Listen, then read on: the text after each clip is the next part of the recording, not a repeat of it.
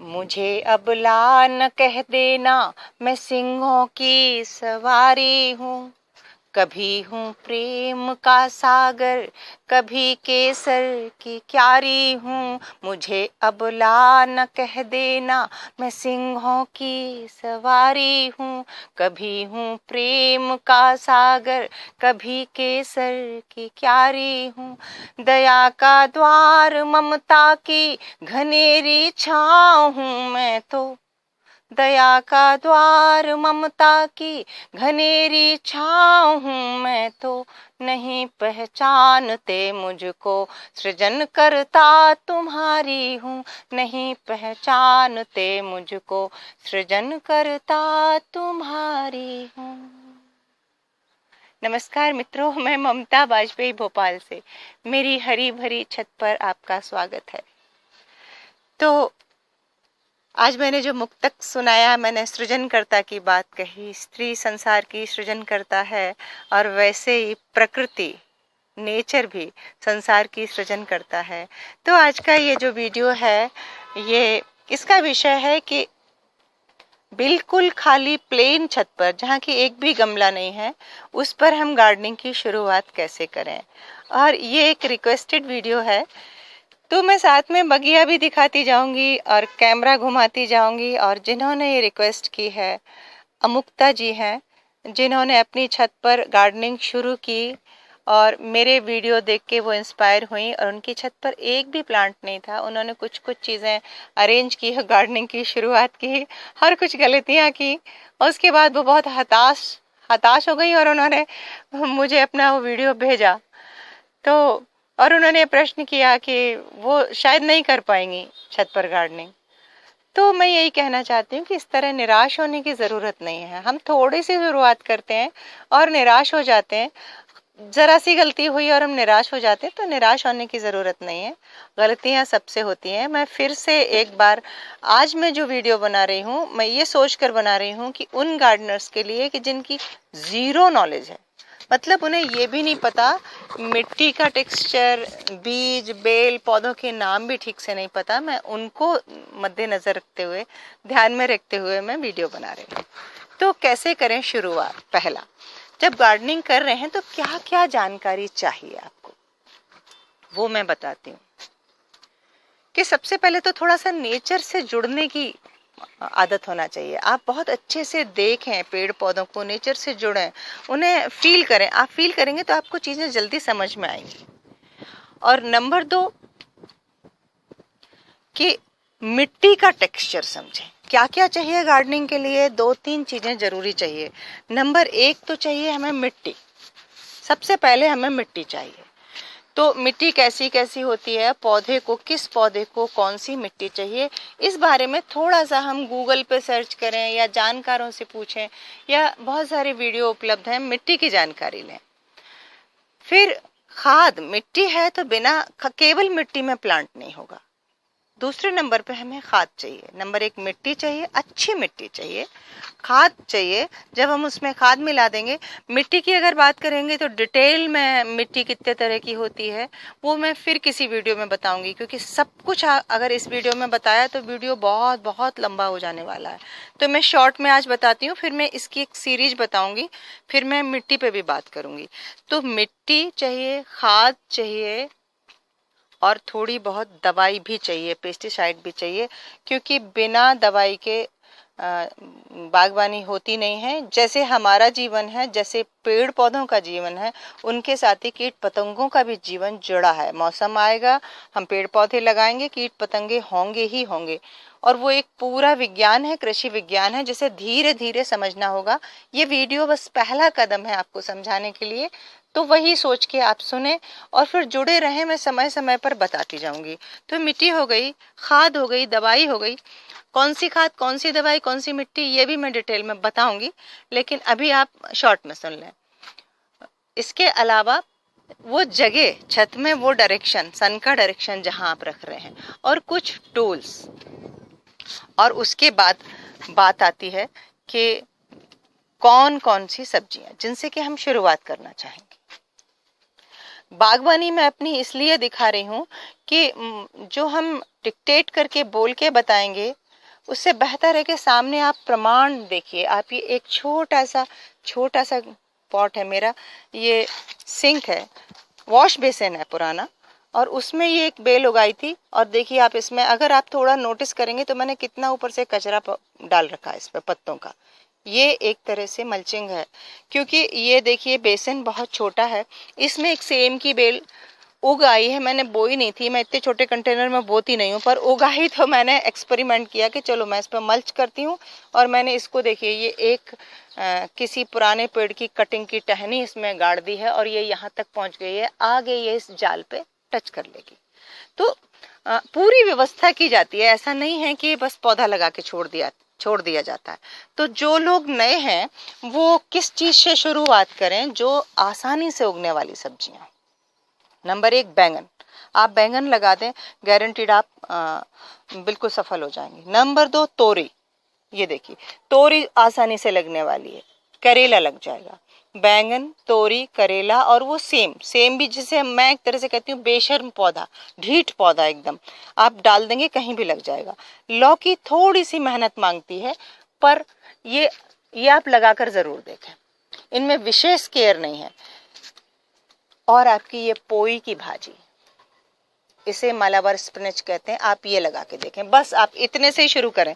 लगाने को बहुत सब्जियां हैं, लेकिन अगर आप लर्नर हैं आपकी जीरो नॉलेज है, तो आप सबसे पहले क्या करें कि कहीं आसपास के प्लॉट से जो मिट्टी मंगाएं, वो मिट्टी बहुत गहराई की खुदी हुई ना हो, ठीक है। ऊपर की घास की लेयर हटा के आप उस पे क्या करें, ऊपर की घास की लेयर हटा के ऊपर की जो पौष्टिक लेयर होती है वो मिट्टी मंगा लें। उस मिट्टी को थोड़ी सी धूप दिखा लें, फिर उसमें गोबर की खाद मिलाएं। गोबर की खाद सड़ी हुई होना चाहिए, अगर वो कच्ची खाद होगी तो वो नुकसान कर सकती है पौधों को। तो अब हमारी मिट्टी अच्छी हो गई। अभी आप प्रश्न करेंगे कितनी खाद और कितनी मिट्टी? तो देखिए, जब हम जमीन में या खेत में मिट्टी में खाद डालते हैं तो बहुत कम मात्रा में डालते हैं, क्योंकि वहाँ की मिट्टी की कोई लिमिट नहीं होती, जड़ की कितनी नीचे पौधा जा सकता है, बहुत पूरा एक खेत होता है। यहाँ आप कंटेनर में लगा रहे हैं, अब अभी मैं ये मान के चल रही हूँ कि आप क्यारी भी नहीं बना रहे हैं। अगर आप क्यारी बनाएंगे तो चीजें और आसान हो जाती हैं, लेकिन अगर आप कंटेनर में कर रहे हैं, शुरू जो कर रहे हैं उन्हें कंटेनर से ही शुरू करना चाहिए। कैसा कंटेनर लेना है ये मैं मिट्टी के बाद बताऊंगी।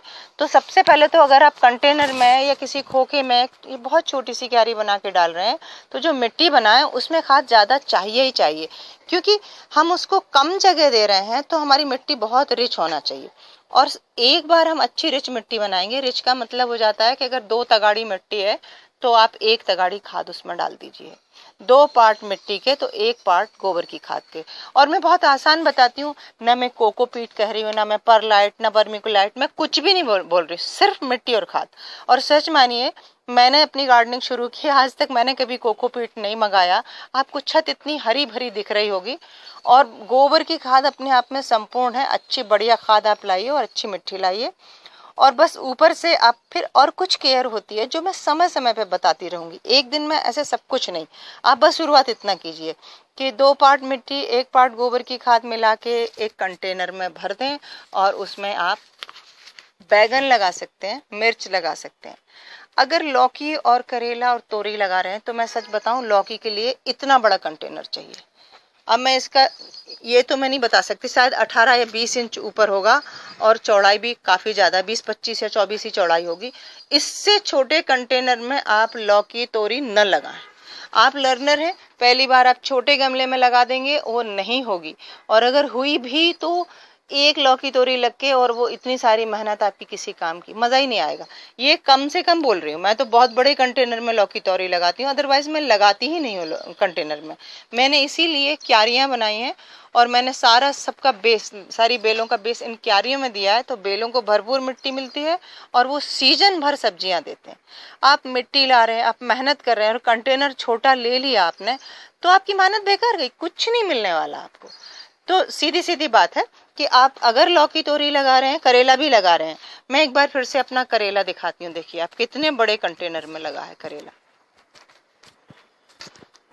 इसमें पूरे सीजन भर देगा। देखिए आप, है पॉली बैग है ये, इसके नीचे टायर रखा है, और देखिए कितना बड़ा पॉली बैग है। इसमें मैंने 4-5 पौधे लगा दिए, ये पक्का फलेंगे।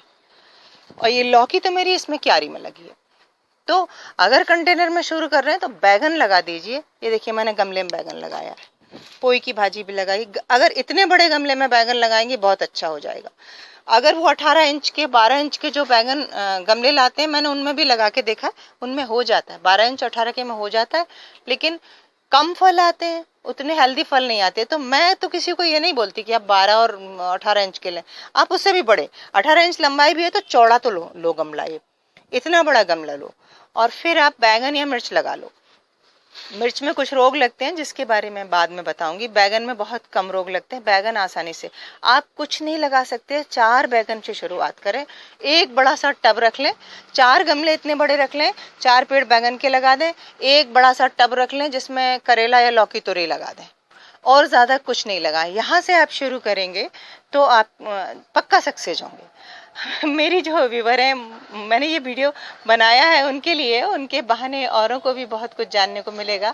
लेकिन मैं एक किस्सा सुनाऊं उनका कि उन्होंने मुझे अपना वीडियो भेजा और जिसमें उन्होंने बताया कि मेरा वीडियो देखे, मेरे देखिए ये हैंगिंग प्लांट टंगे सामने आप देख रहे हैं, और ये भी टंगे।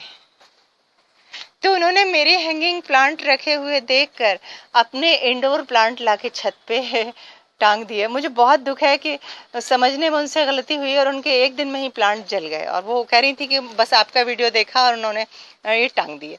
तो देखिए आप गौर से कि मेरी इस छत पे बहुत शेड है, और ये जो अब मैंने वीडियो बनाया है, आज देखिए मैं आपको बताऊं, मैं डेट बताना भूल गई, आज 8 जुलाई है। तो जुलाई में हमारे यहाँ बरसात हो गई और अच्छा मौसम ठंडा हो गया, तब मैंने लाकर ये यहाँ टांगे हैं, इसलिए कि इनको भी बरसात का थोड़ा पानी मिल जाए। अदरवाइज एक चीज आप मान के चलिए कि कोई भी इंडोर प्लांट खुली छत पे कभी नहीं रखा जा सकता। और अगर आप ऐसे अंदर से लाके एकदम पौधा बाहर टांग देंगे किसी का कोई वीडियो देखकर कि उनके टंगे हैं, तो आपको इसीलिए मैं कह रही हूँ नेचर से जुड़ना पड़ेगा, पौधों का नेचर समझना पड़ेगा, बार बार वीडियो देखें, बार बार अगर कहीं से टेक्स्ट मिल जाता है तो वो भी पढ़ें पौधों के बारे में। कृषि पूरा विज्ञान है। तो और फिर हताश नहीं हो कि मुझसे नहीं हो सकेगा, हाँ गलती हुई है पर वो सुधार लीजिए, गलती कोई बात नहीं। और इससे पहले गर्मी में मेरे यहाँ जो भी पौधे थे, ये नेट बना है, इस पर ग्रीन ये जाल बना है, इस पर ग्रीन नेट लगा हुआ था, तब ये पौधे मेरे यहाँ सुरक्षित थे। मैंने नेट तभी हटाया है जब तापमान टेम्परेचर बिल्कुल अनुकूल हो गया, बिल्कुल ठंडा हो गया तब। इसके बावजूद भी मैं देख लेती हूँ किसी दिन बहुत तेज अगर धूप है तो मैं इनकी जगह शिफ्ट करती हूँ। यहाँ देखिए मैंने ऊपर ये अभी टेम्परेरी ग्रीन नेट लगा दिया है। ये इसलिए भी लगाया है कि नीचे एडेनियम रिपोर्ट करके रखे हैं और मुझे इन पर डायरेक्ट बौछार नहीं चाहिए। तो आप ऐसे कोई भी इंडोर प्लांट नहीं रख सकते।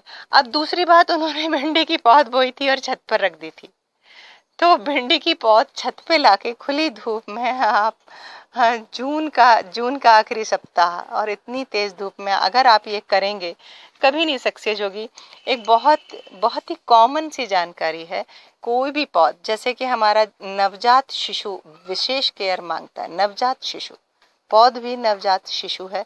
और हमारे जो भी ये हार्टिकल्चर वाले हैं, ये पौध के लिए विशेष शेड बनाते हैं, एक टेम्परेचर मेंटेन करके रखते हैं, तब जाके जो सरकारी नर्सरी में बनाते हैं तब जाके किसानों को ट्रे की ट्रे सप्लाई करते हैं। पौध हमेशा विशेष केयर के साथ हमेशा शेड में बनाई जाती है।